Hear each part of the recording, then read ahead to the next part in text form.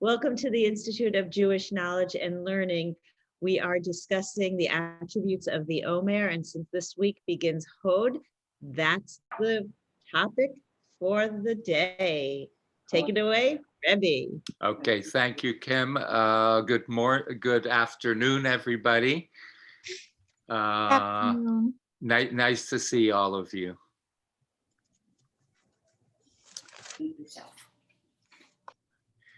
Okay.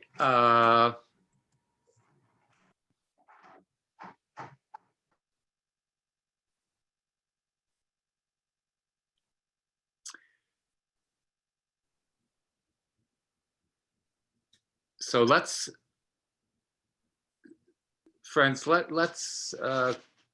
not forget the imagery and the power of Netzach as we enter into Hod.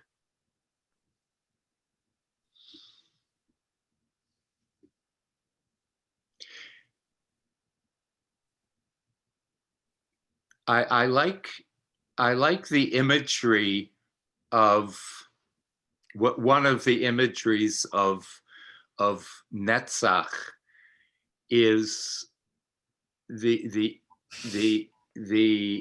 imagery of an archer with a very powerful bow and arrow. The Netzach captures the process of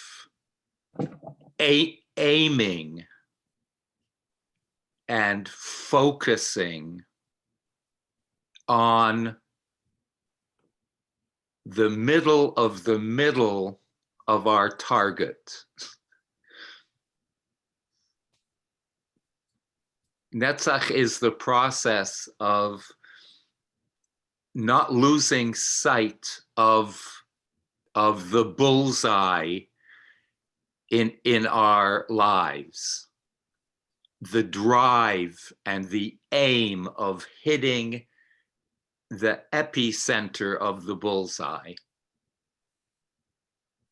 And there's a lot of power in there. There's a lot of creativity in there, and a lot of and an abundance of concentration.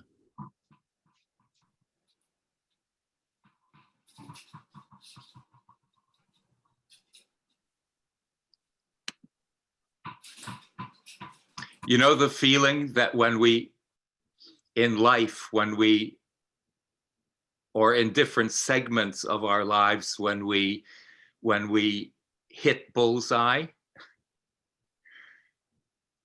Can I see people like smile a little bit? The last time like you hit the bullseye, you put the effort in, the aim, and you nailed it. You nailed it.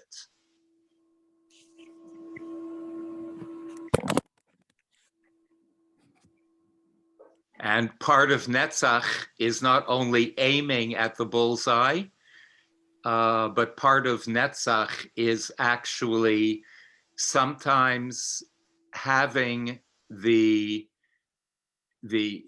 inner koach, the inner power to change targets.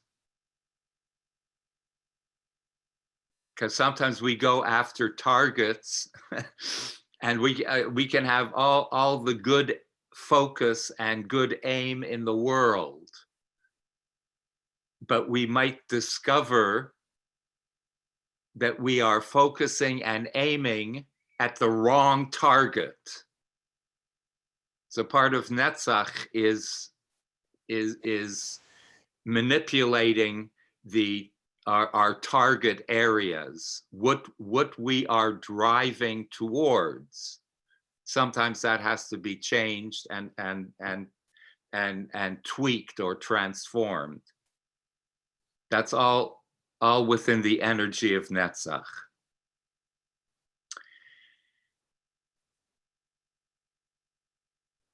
in lieu of that, considering that, what can Hod possibly add?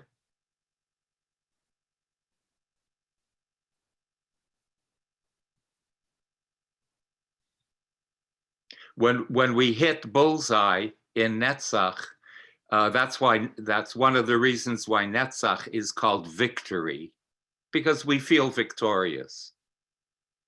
We have fulfilled and satisfied that drive. Now, first, let's get into translations of Hod.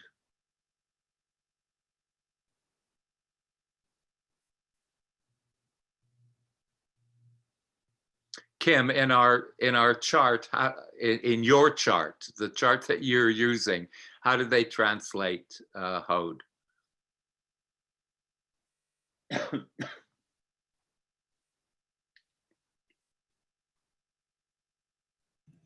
Give me a second. I'm going to find it. I can't believe I didn't have it prepared. Okay, sorry.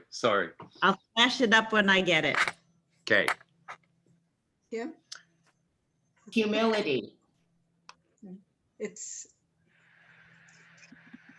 splendor. Right. It's usually translated as splendor, sometimes as glory.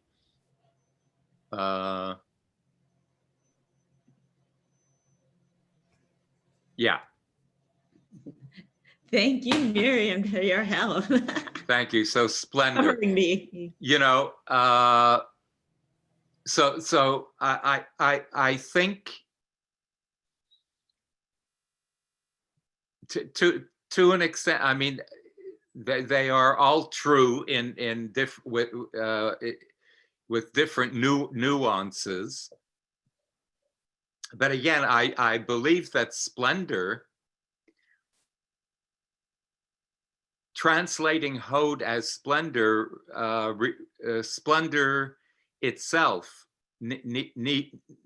requires a translation of or interpretation.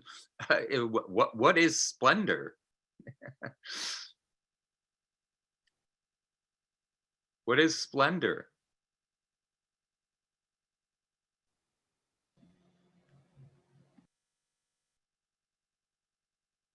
And when is the last time you used splendor in a sentence?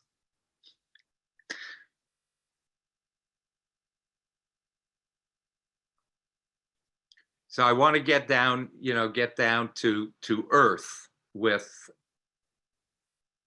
Hod, bring it down to earth, and we will discover hopefully at the end of the teaching why splendor is also an appropriate translation.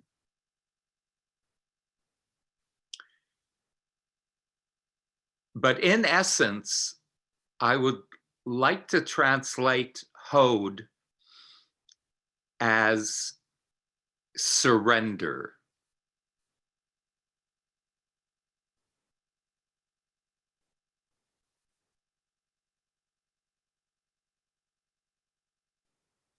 In clear contradistinction to Netzach, perseverance, and the victory that comes after persevering. In contradistinction to that, we have the energy of Hod, the positive energy of being able to surrender.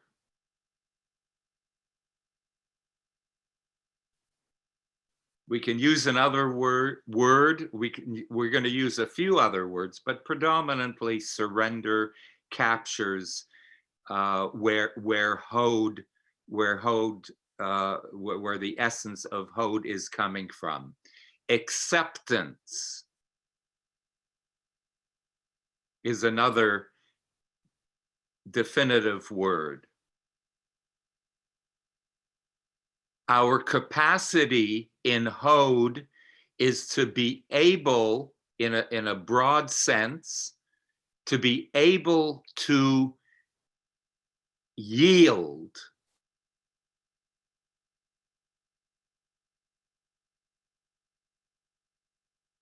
Not necessarily to dominate, to be victorious over as Netzach, but the ability to yield, to give way.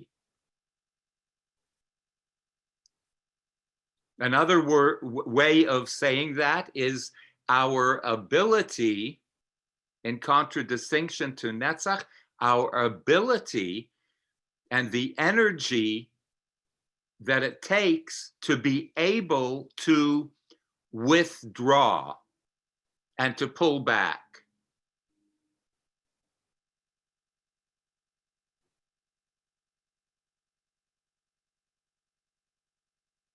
The all-encompassing, most beautiful word for that we have discussed in other classes is tzimtzum.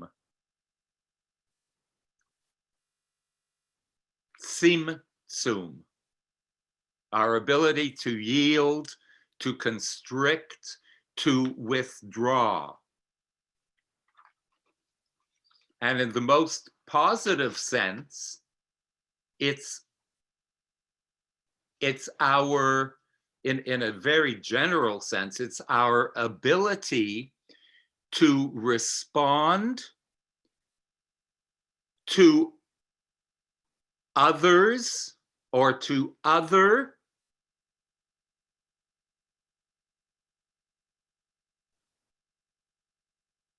our ability to respond to the presence of other.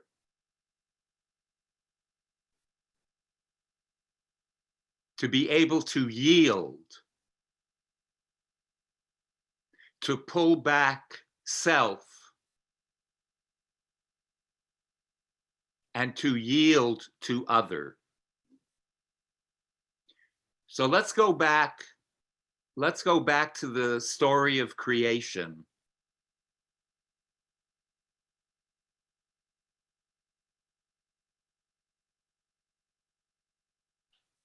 Back to the source of all spherotic energies, back to the story of creation.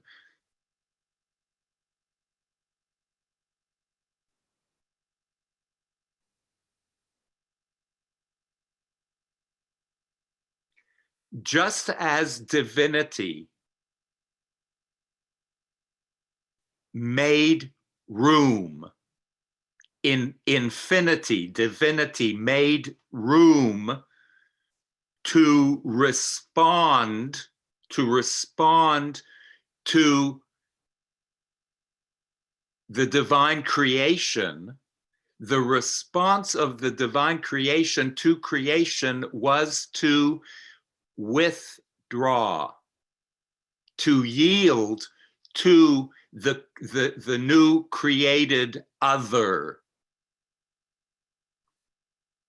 We've gone through that. I hope we have that imagery clear in our minds. Infinity had to yield to finiteness.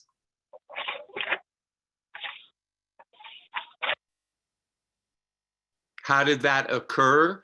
Say the original Lurianic mystics is through the process of tzimtzum, of constricting, the constriction of one's self to assist and yield to some other presence.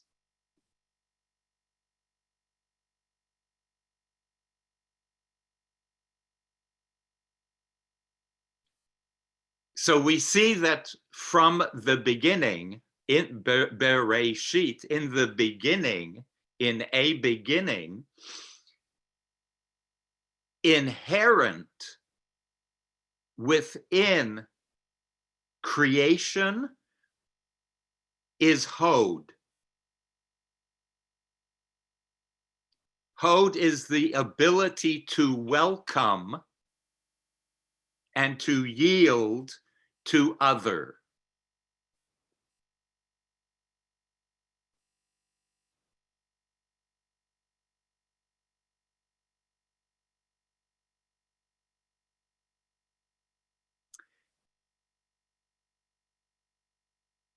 Part of the characteristic of the energy of Netzach can be totally, it can be so all-encompassing, right? The drive for victory, the drive to conquer, the drive to create can be all-encompassing. In contradistinction to that is the energy of being able to yield to other. And other has to be defined. I'm sure you're already thinking of what other means. It could mean a situation, it could mean another person. It could mean another state, another stage of your life. We go through so many different stages in our life, and sometimes we come to a realization, I'm not 30 anymore. I have to yield. I have to yield. I have to welcome this new other in my life. So other is very large, but it's our capacity to welcome new people and new situations and new environments and adapt properly.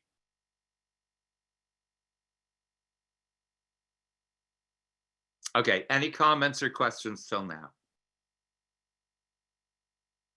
Leadership has to yield at one point also. I mean, George Washington said 2 terms are enough, let someone else come in. But as a parent, at what point do you yield? Do you give up some of your authority? It's a difficult choice to make when you say to the kids, okay, you're on your own. I'm sharing the world with you.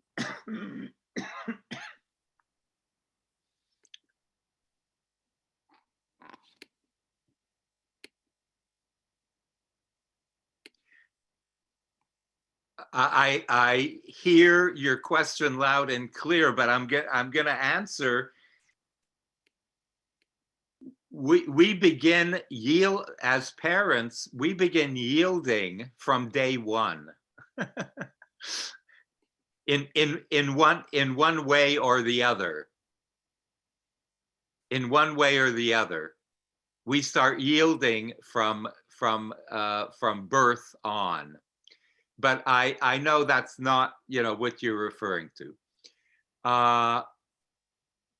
As a child matures, we start yielding more and more and more until a certain point where the child grows into adulthood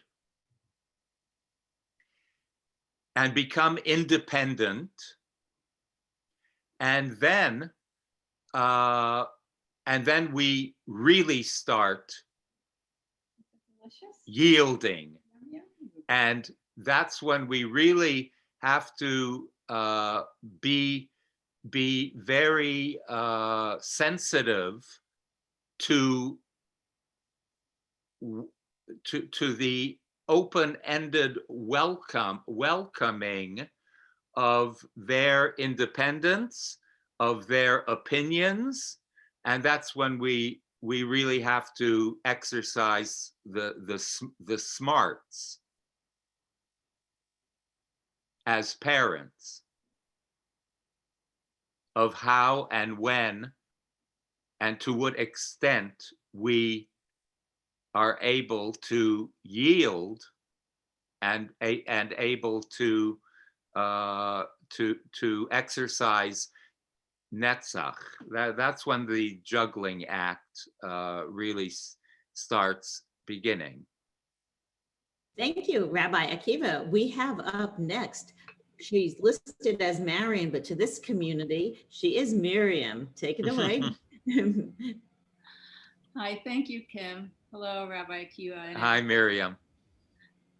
I love this. I don't want to say interpretation, but I love this attribution. I have personal lot of identification with it. I would say that's the greatest nature of my work is to surrender to the other. And for me, the other is a higher power or God. I understand. I mean, I love also the idea of, yielding to other people or circumstances, all that. So I'm so interested to know how do we get from splendor as a classical interpretation or labeling of Hod to this beautiful presentation that you're offering that I want to fully embrace, but I also have that little bit of need, would like to understand how we got there. Okay, Miriam, we will, let's go a little bit deeper through the teaching, and by the end, I hope you will see how this combination of how Netzach and Hod, how Hod transforms from surrender and yielding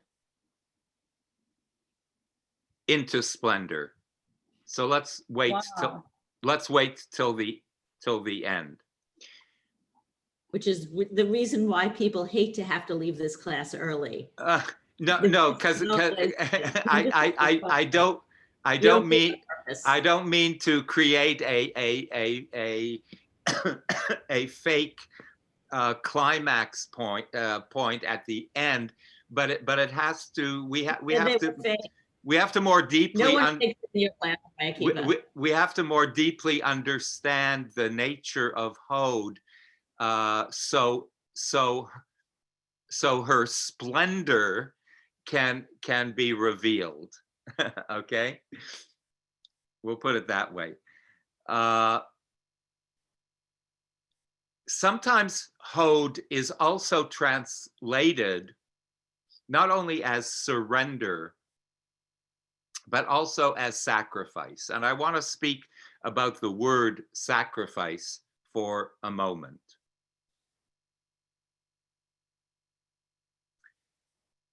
The word sacrifice, I want to reinterpret the word sacrifice for you, because usually sacrifice, usually it connotes a very harsh and demanding sort of against your will attribute. I have to sacrifice. I am sacrificing for you, right? I am nearly against my will. I have to sacrifice.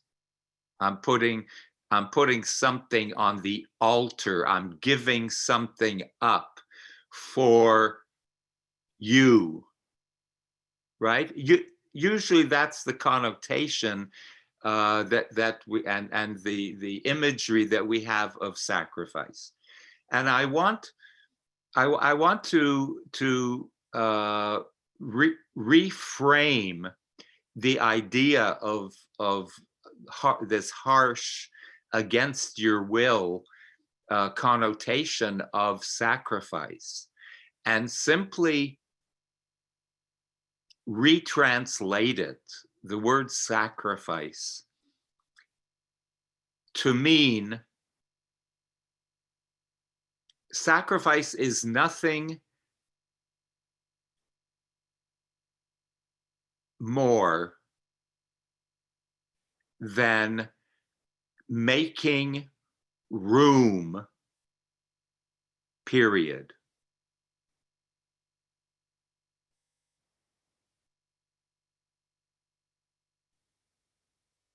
When we sacrifice one thing for the other, what we are doing is, all we are doing is we are making room for other.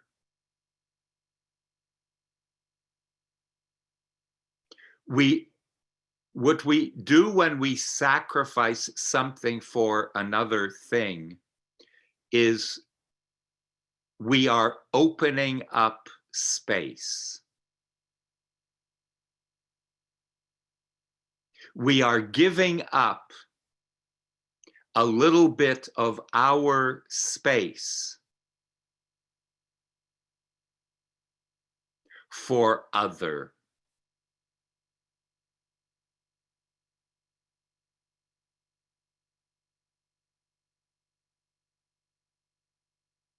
And that's decisions. We make sacrifices all the time, nearly every minute of the day, nearly every second within any sort of human relationship.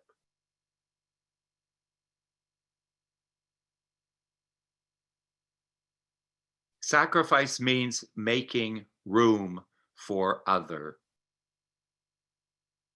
When you stop talking, you have a friend, when you stop talking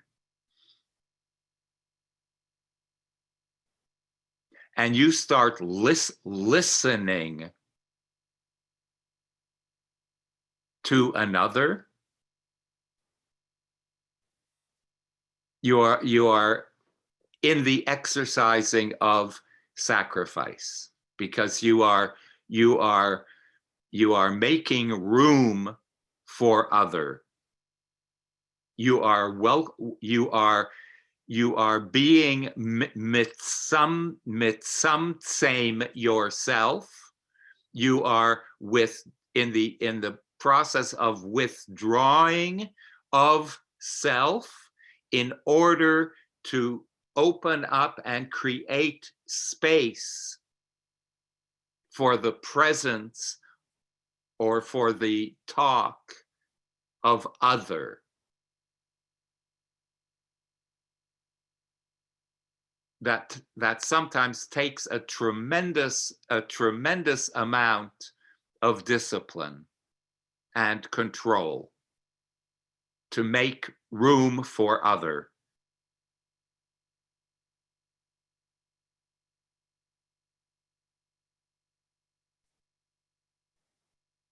That is the first act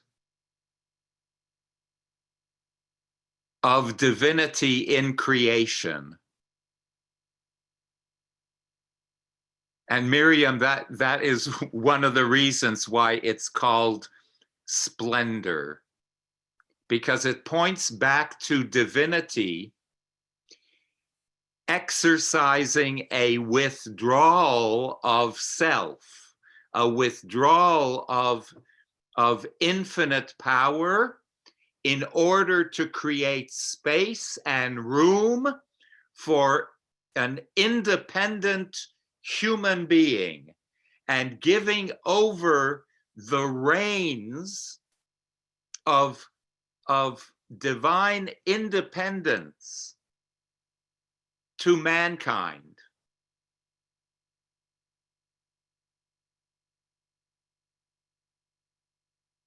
Here, mankind, humankind, here is the world. I am withdrawing so you can have space, so you can feel free and independent in your environment called world. I am giving up the reins as a parent does to a child. At a certain point, I'm giving up my control so you can go out and live in an independent way. Wow, that takes a lot of control.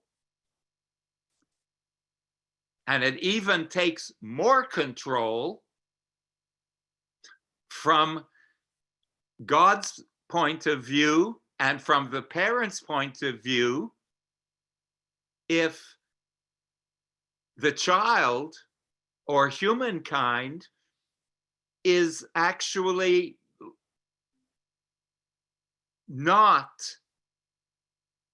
walking on the correct path.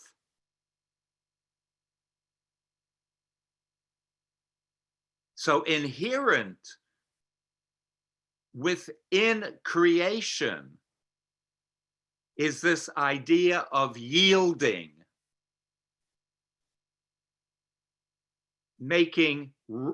creating room and space for other.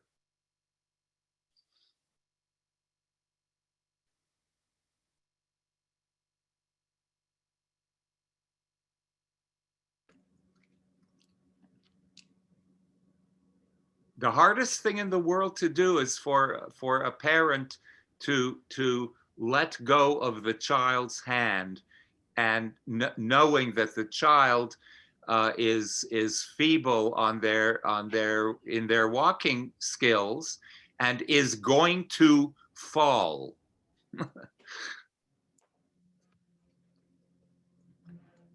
The hardest thing for a parent is to let go. Nevertheless, that yielding is necessary for development and necessary for growth.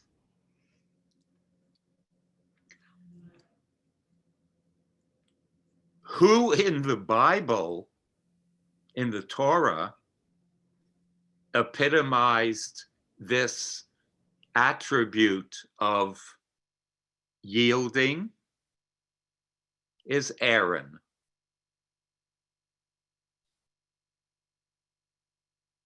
Before you go into Aaron, do you want to yield 2 questions?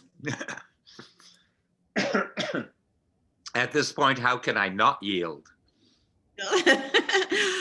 Marilyn Gross, then Karen Satz, I love and that. then Joan Halpern. Okay, so mine was a Torah example also.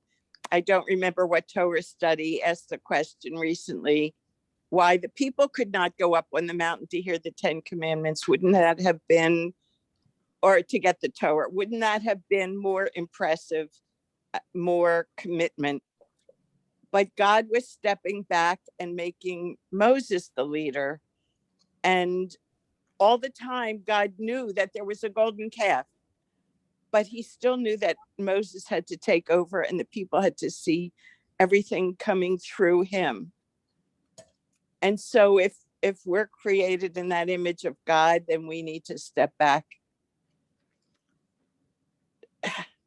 to allow other people to grow and to take leadership. And that was an important step for Moses. And I guess Moses had to step back for Aaron, but I'll let you discuss that.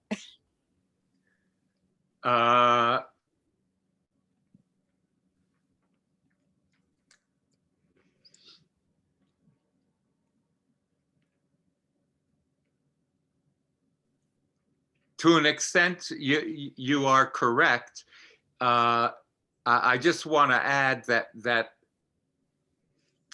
the yielding of the Israelites at Mount Sinai was not actually the type of self-controlled yielding that we're talking about here, because at Mount Sinai the imagery is that they were compelled by the mere force of what was occurring at Mount Sinai. They asked Moses, we cannot take this anymore.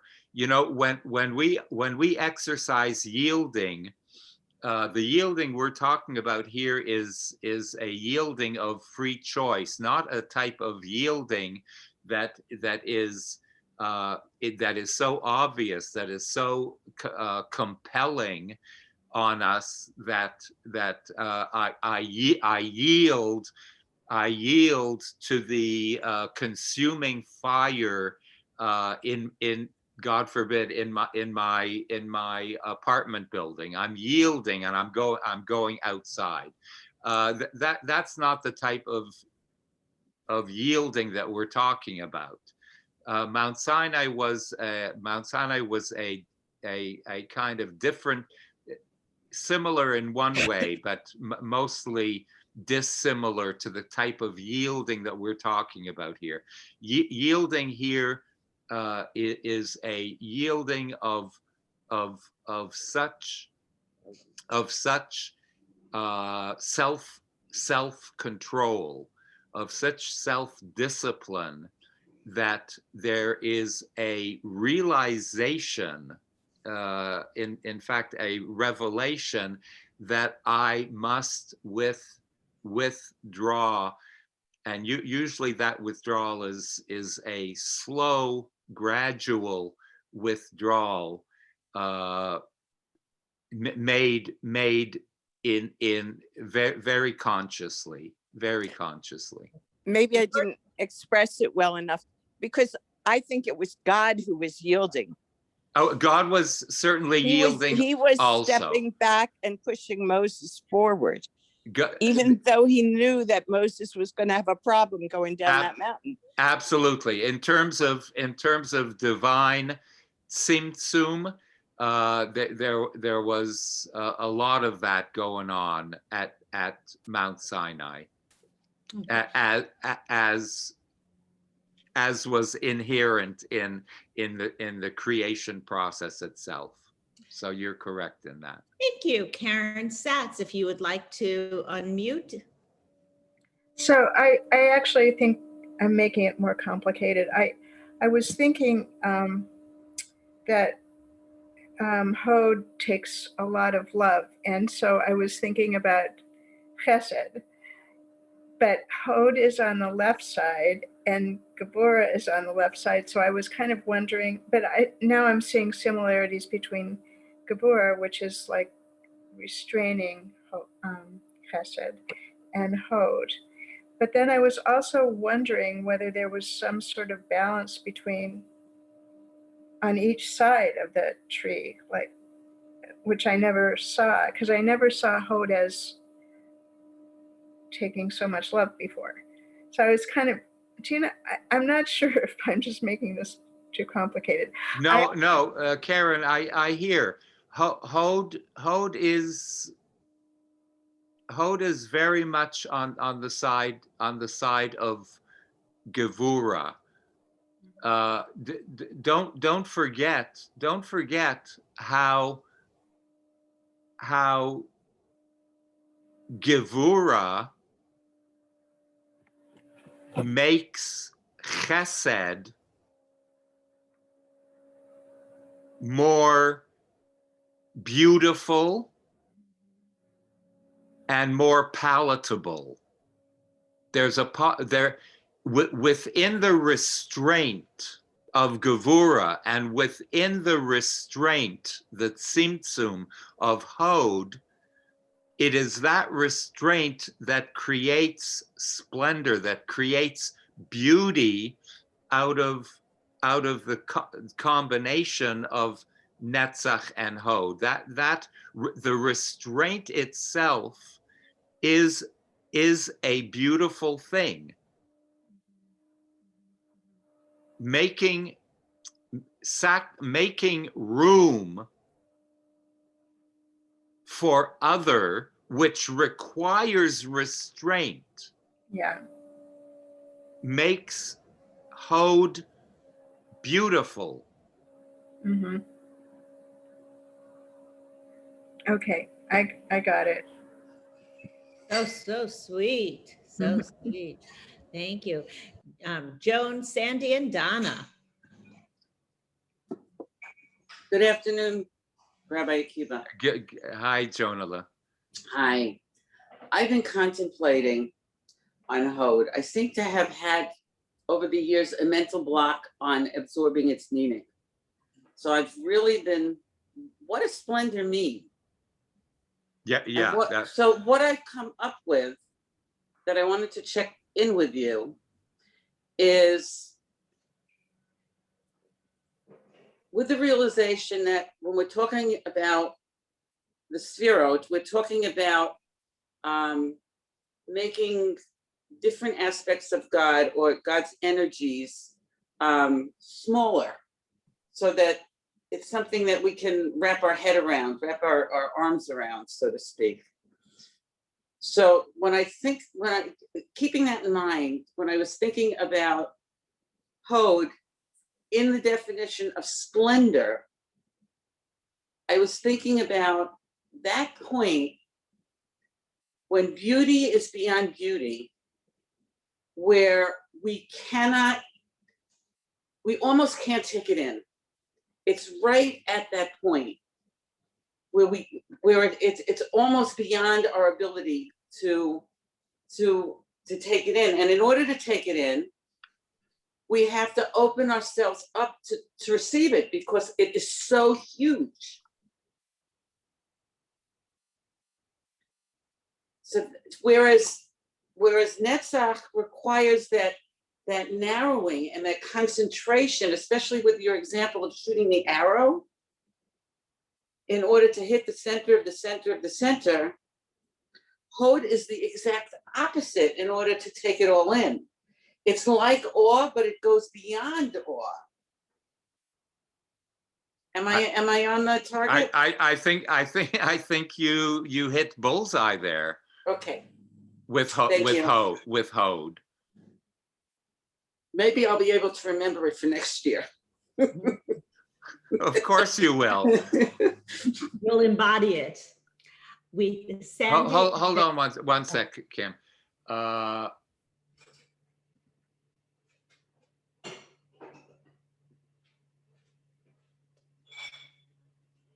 I as Joan was speaking, I got the imagery of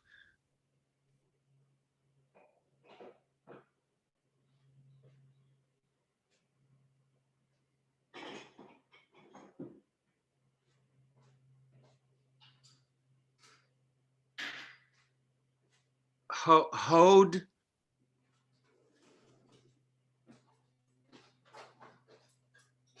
I'll talk about it a little later. Okay, but Joan. I think you were right on. I think you were right on. Thank you, Sandy Nierenberg, and then Donna Levine. Good morning, Rabbi. Hi. While you have been speaking, I am going through a situation right now. Yes, I can remember very well as a parent of letting go of the young child, of the teenager, of the young adult, and hoping that I've made all the right decisions to help them succeed in their life. Well, it seems like all of a sudden I have come to the realization that maybe I succeeded too well, because now my wonderfully grown children are becoming my parent. I've become the child. They've become the parent. And trying to accept the changes that are going through my life and their life as a result. And so listening to all that I've been listening to this morning is helping me understand that this is the role. This is the way it's supposed to be. And so I'm perhaps going to be more acceptable to, That's what I was going to ask you. Are you willingly, consciously, and yielding and welcoming of that new dynamic in your relationship? it has not been easy. In other But- words, is it being thrust on you against your will?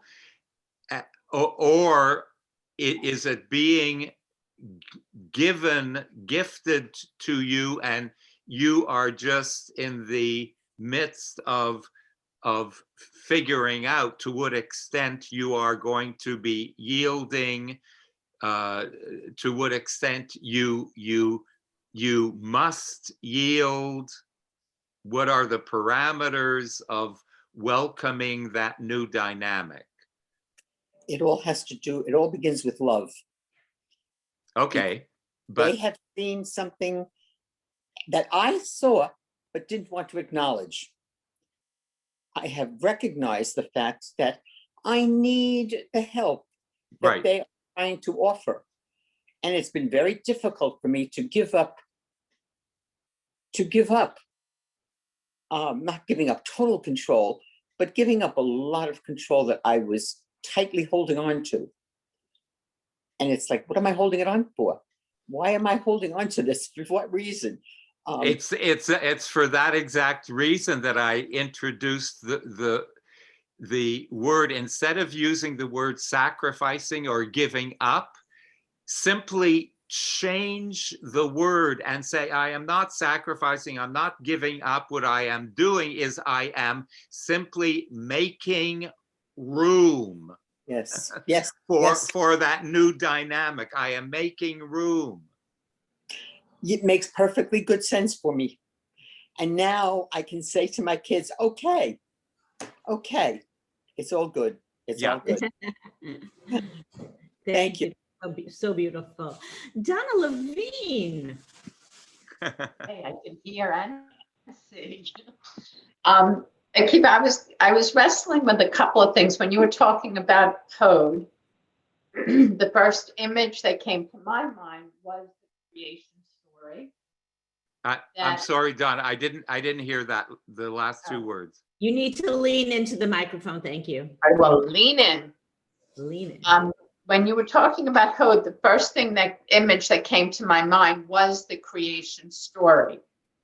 That it was through the symptom and the withdrawal to allow room for creation to occur is what happened. And then I'm sitting here going, well, maybe that happened because of the love. Because I'm trying to figure out, why is Hod where it is on the tree of life? It seemed to me that it should have been maybe higher up.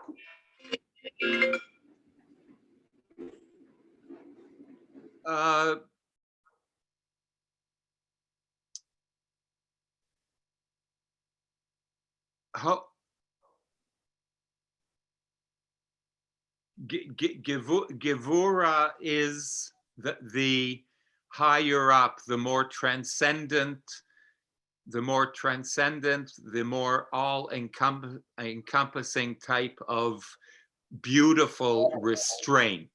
I think I mentioned last week, but it might be kedai to repeat it. The lower we go on the spherotic tree of life chart, the lower we go, and right now, Netzach and Hod, we're at the torso. Right. We're in the torso. The lower we go, the more dense, the more manifested the transcendent sphirot become, the more concrete, the more manifest, the more tangible. So Netzach and Hod, I don't know if I'm answering your question, but Netzach and Hod, I have to tell you, it is in, I'm hearing some back stuff, Kim, that I can hardly hear myself talk.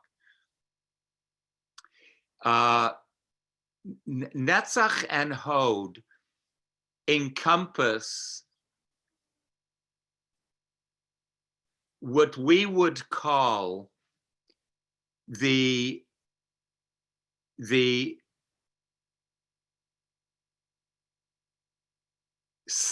psychic energy zones of the human condition. We are on the torso level. Okay, so we are talking about less transcendent energies, but more manifested energies that are very close to Earth,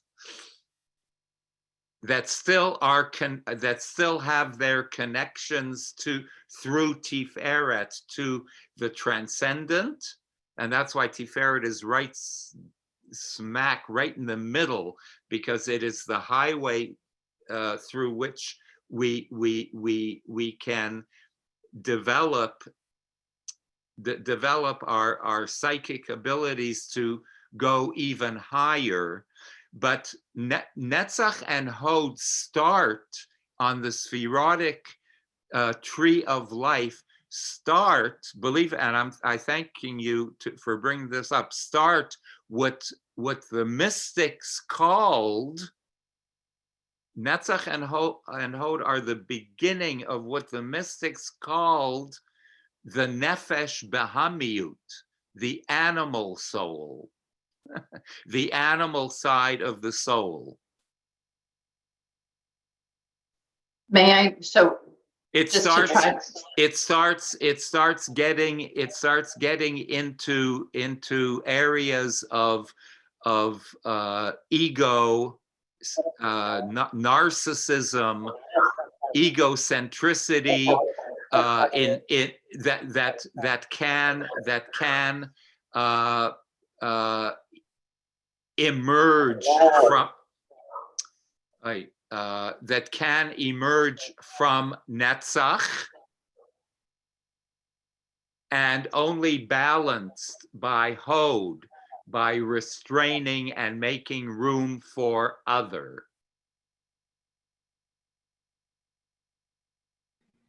I muted Donna on that moment because there was some feedback. Okay. So not if you're okay, Donna. I was hearing stuff that was getting my loud. house is silent, but I understand. If I can just give feedback so that I know that I understand it. So in my mind, even though the creation story starts with making room for other to exist, Yes. it also is almost the place of the human story that we need to make room for others so that we can balance between being human and reaching for the God space. Absolutely. And just as divinity starts out with infinity and this effulgence of divine everything that has to be that has to be constricted and withdrawn, mankind starts off with this infinite bright light that also then has to be disciplined and boundaried and self-limiting in order to be able to actually function properly.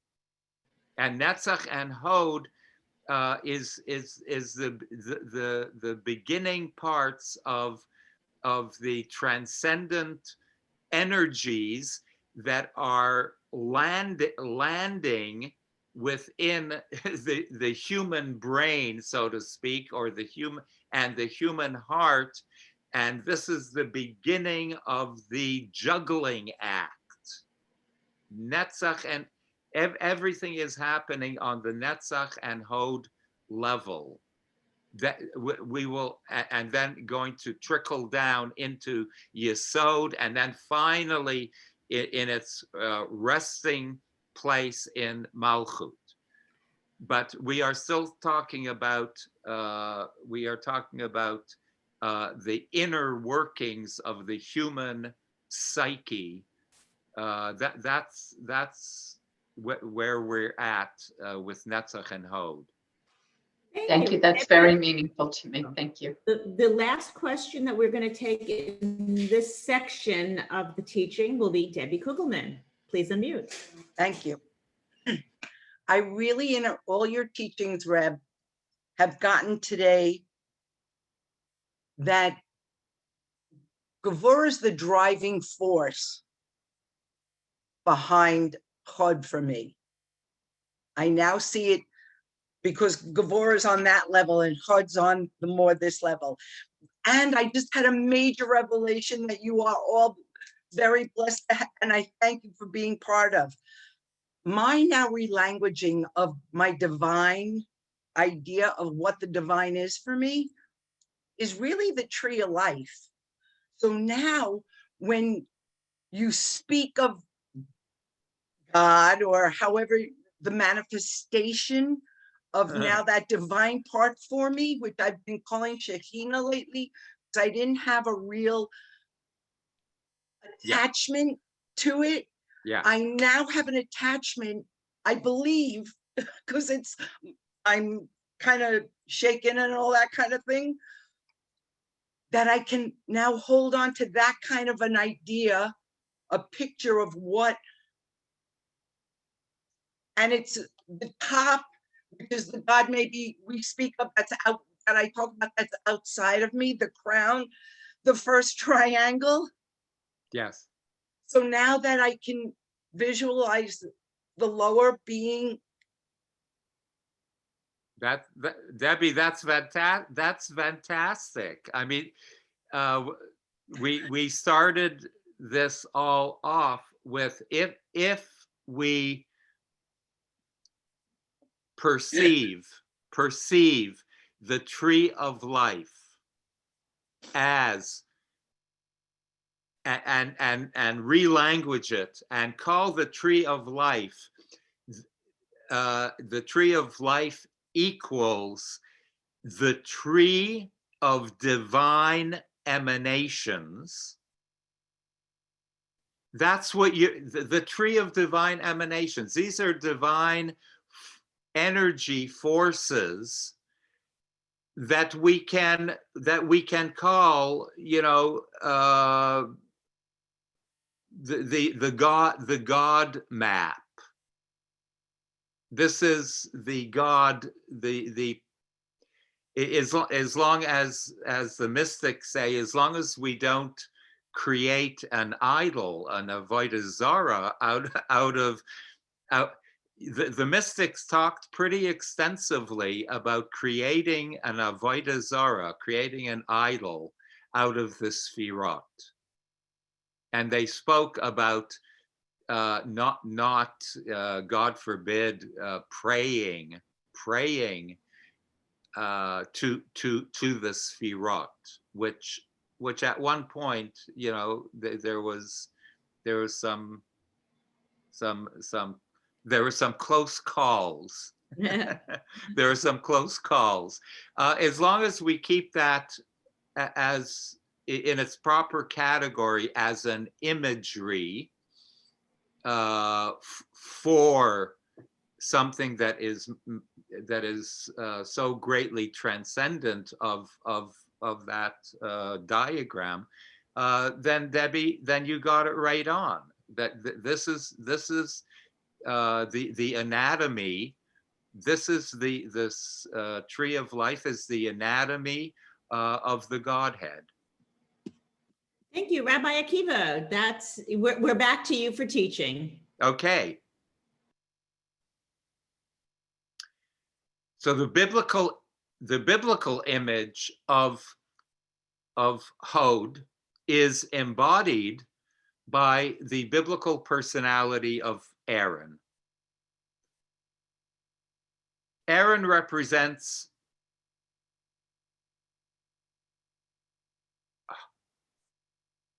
making room for others. Aaron represents the qualities, the attributes of harmony and cooperation in place of strife and conflict.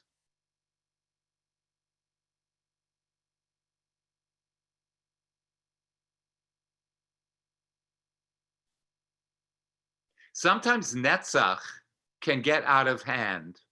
Sometimes Netzach, victory, perseverance, can go too far.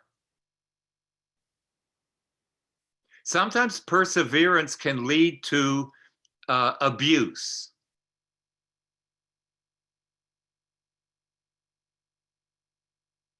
And sometimes unbridled Netzach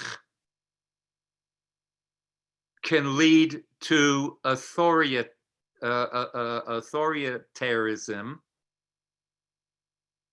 that is highly destructive. Sometimes Netzach, people with too much Netzach are bullies.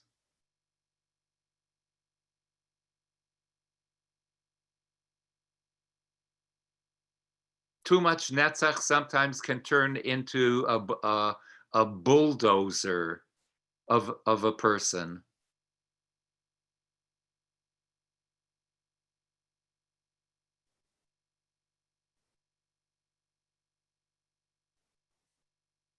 So Netzach co-partners with Hod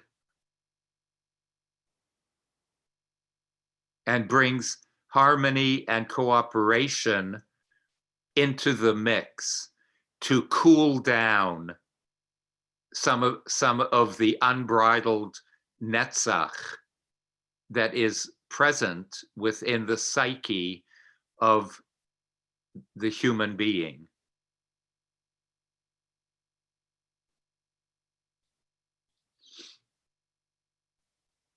Without getting political, friends, you see the power of Netzach in this world when we are exposed to what I think most of us I cannot even comprehend some of the unbridled drive in some human beings, some authoritarians, some dictators that are driven. Oh, they're driven and they have their aim on a target, and they are exercising some semblance of perseverance, but in such a concentrated way that it absolutely distorts, and there's no allowance, there's no room open for any Hod. Netzach has that capability of overtaking, overrunning. So Hod comes in, Aaron comes in, and Hod restrains Netzach into a force that includes harmony, cooperation, and other.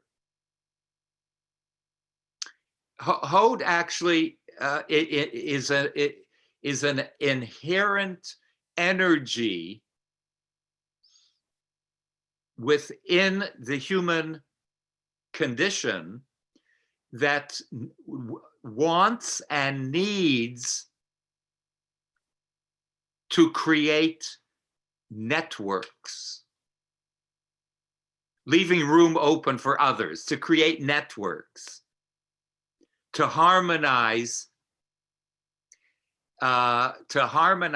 into one organic whole. Hod wants to make room for ... wants to make room for. Netzach, sometimes unbridled. Netzach can be extremely exclusive. Extremely exclusive.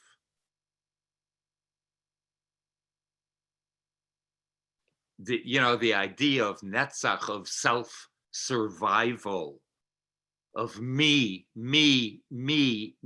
all the time.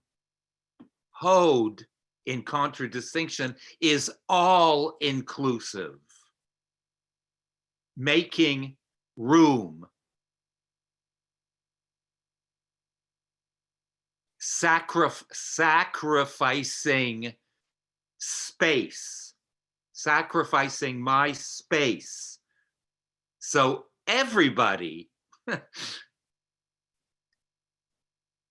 has a dignified seat at the table.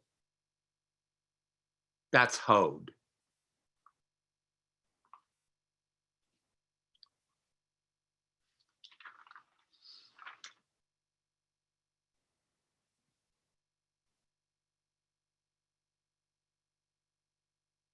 So on a very human level, Hod requires, whereas Netzach is a drive forward, is that arrow going at a strong speed to its goal, cutting through any kind of obstacle, any kind of anything through its path. Hod is a stepping back. So feel it on a very human level. Hod is that tzimtzum, is a stepping back to see how everyone else and how everything else actually has its place, and how everything and everyone how they can fit into the organic whole.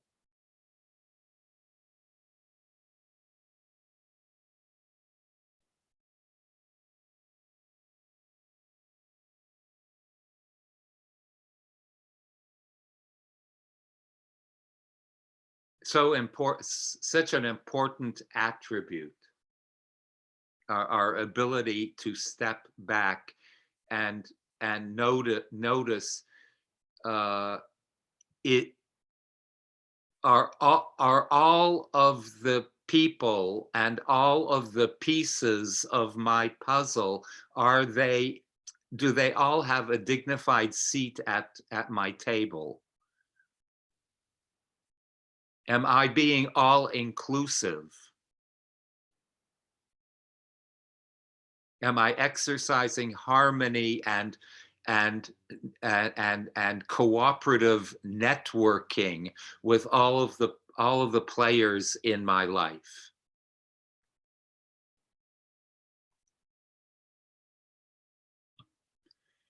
I'm looking at the time. Okay. We always speak about the extreme, the possible extremes of each one of these emanations. The negative formulations of Hod if Hod represents harmony, cooperation, and networking, what can be the negative? What can go wrong? What can go wrong with Hod, the negative formulations, is sometimes exercising too much Hod can overwhelm us, because if we are too inclusive, if I network to a point where I have distilled,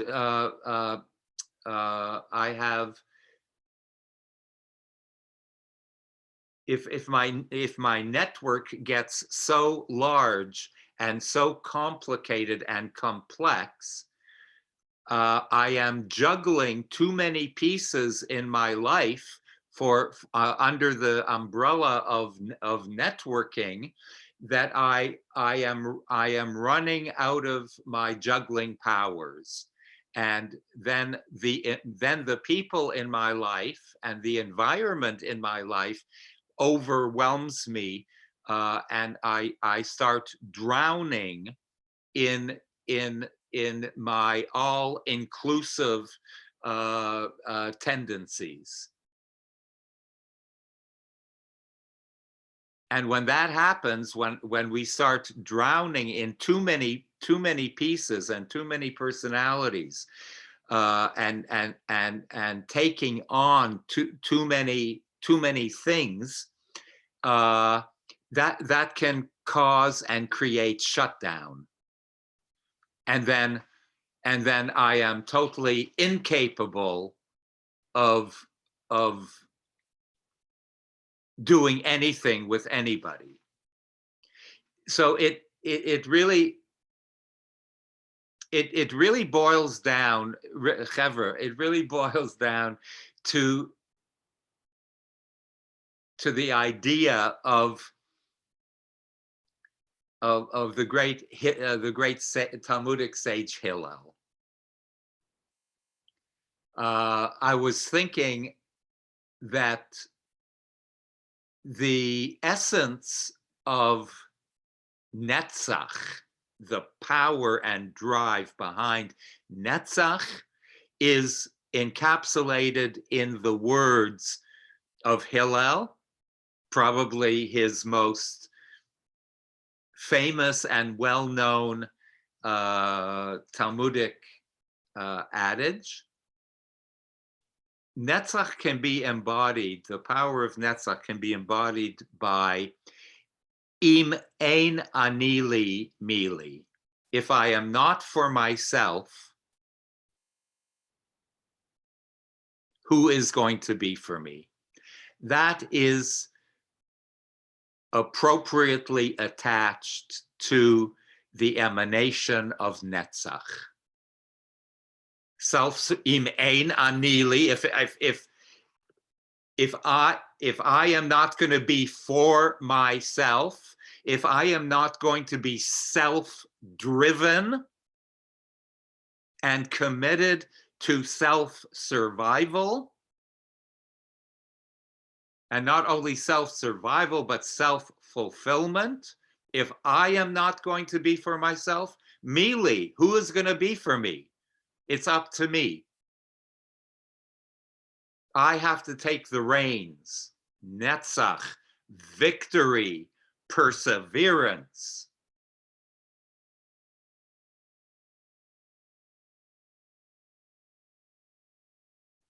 However, ucheshe'ani le'atzmi,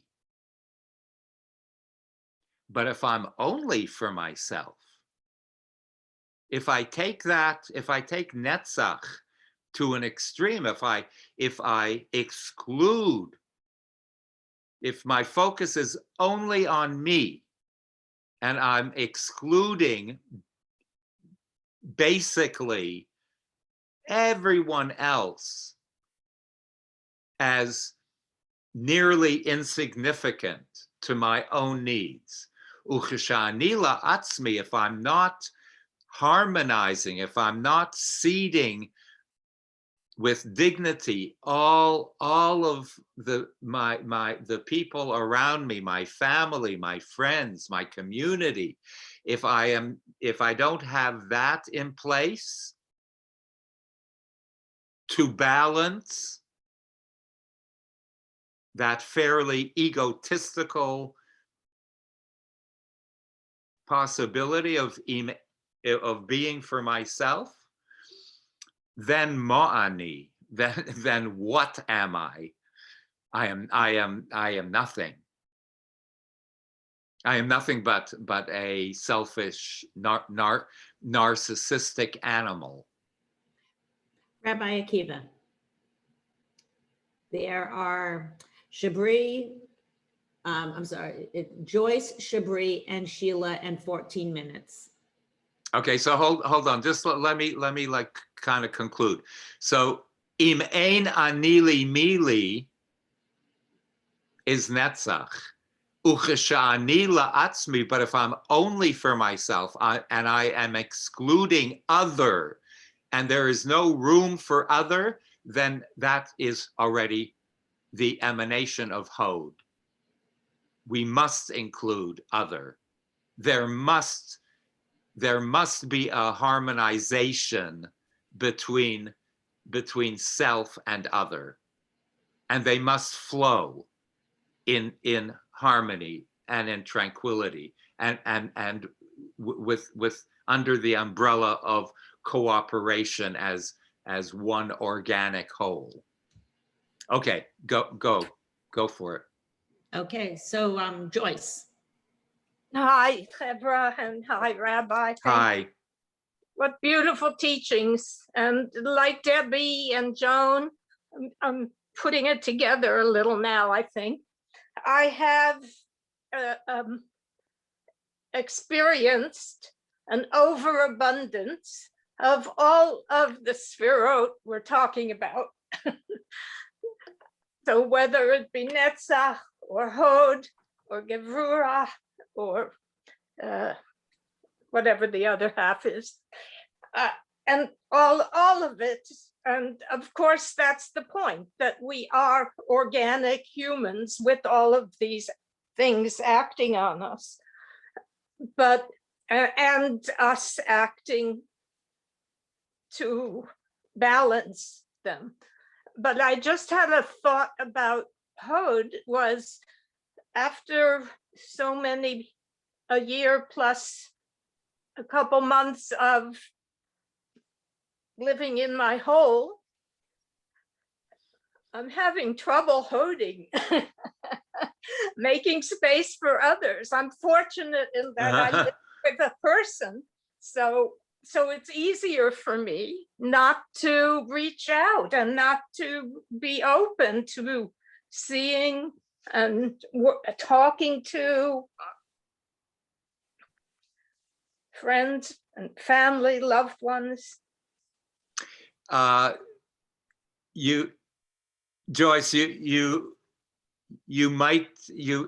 I think there is maybe a natural diminishment of our exercising of Hod, that the exercising of creating all inclusiveness and having our minds and our social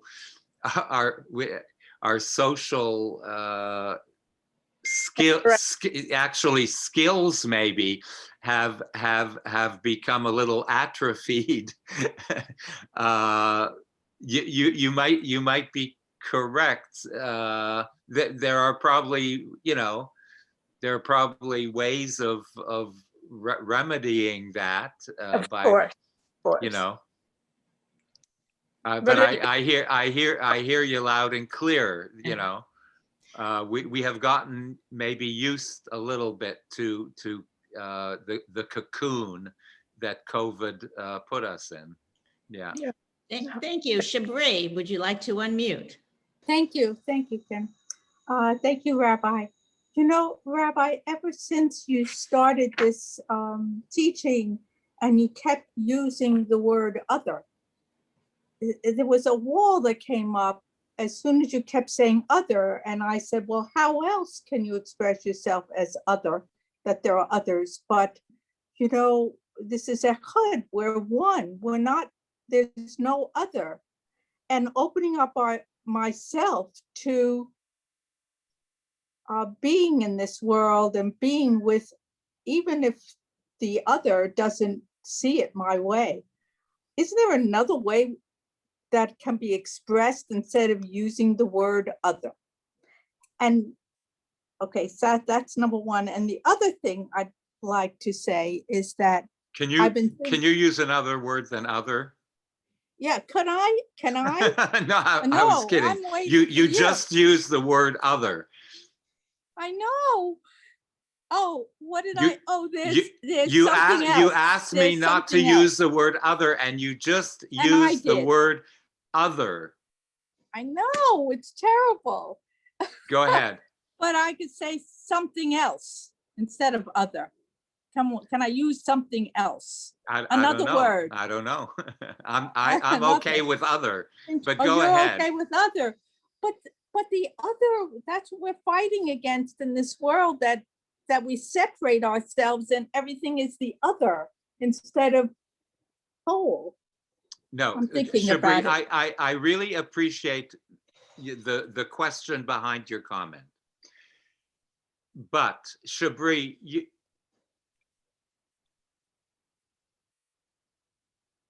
I know it's not strange. by other, I am using a specific, I know.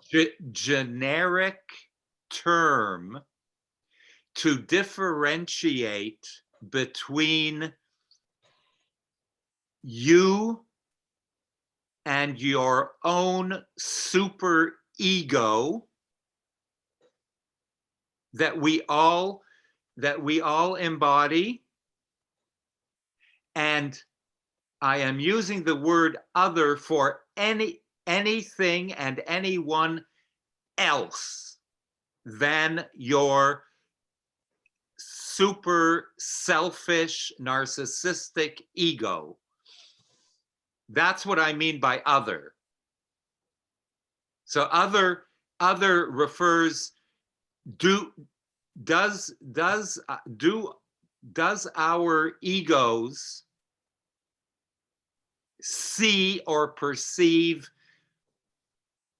an animal, an ant, the possible pain of the lowest level of animal, of a tree, of a leaf. Yeah. That's what I mean. That's what I mean by other. Other, I mean anything else outside of our egos. So it has to be an all-encompassing word, and the only other word I can think of is other. Yeah, I get you. Including I know. everything. I know. Thank you. Thank you. Oh, wait a minute. I have one more thing to say. With 6 please. minutes. Okay, I just want to say that the word splendor, when I say the splendor of recognition, that takes in the splendor that I want to look at in Hod. It's the splendor of recognition when we know something. Oh, okay, we're gonna get to that very soon. Okay, go, Kim, go. Thank you, Sheila, Shabri. do you want to unmute? Yeah. Just another word that I guess I've become familiar with in terms of Hod and fits very well into your description of Netzach being the target is humility. And if we approach every human being or every being as a thou rather than it's just sort of a thought that came to me as you were answering Shabri, is that everything is a thou. Everyone is a thou, and we need to have that intimacy with any interaction and to remember our place, that after all, no matter how selective we are in our different work or our different passions, there's a whole world outside of that. And I personally, I can't afford to sit in that for too long, because then you don't see the rest of the thous out there. Very lovely, Sheila. I just want to add a little bit to that beautiful comment that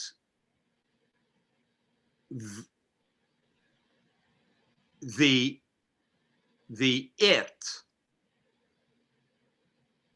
turns into and transforms into a thou in Hod, through Hod. Because Netzach, the power of Netzach, victory and perseverance, can have a tendency to turn things into its. It is the power of, and the gentleness and the cooperation and the harmony of Hod that modifies what possibly could turn into an it from a Netzach drive into a Hod, because it is all inclusive and it does take everything and everyone into consideration. I'm going to end with this. Thank you, Sheila.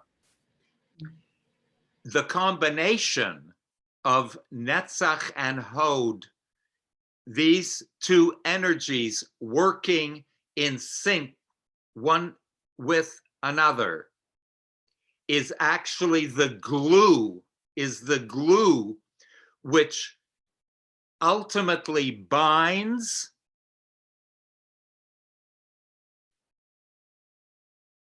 family together, ultimately creates community,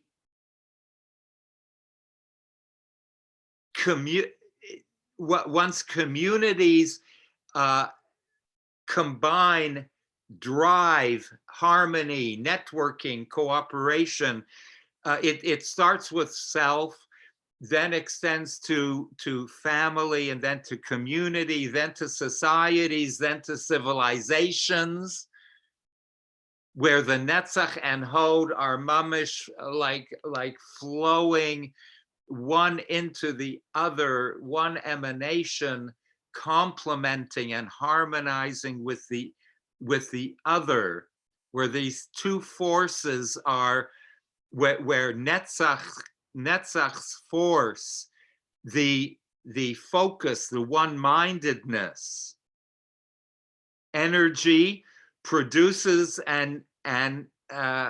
produces together with Hod's cooperation and harmony, they give birth to a type of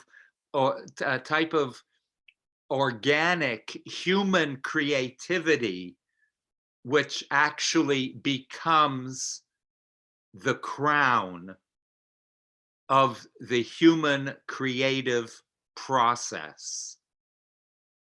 And that, if Miriam is still with us, that is why Hod is called splendor.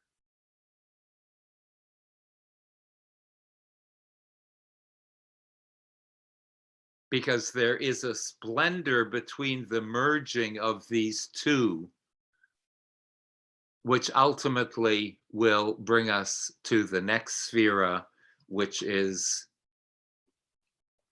Yesod. When we get to that next sphere, is that when we're going to find out if not now, then when falls? Is that going to fall on the tree of life? I guess it's going to have to, right?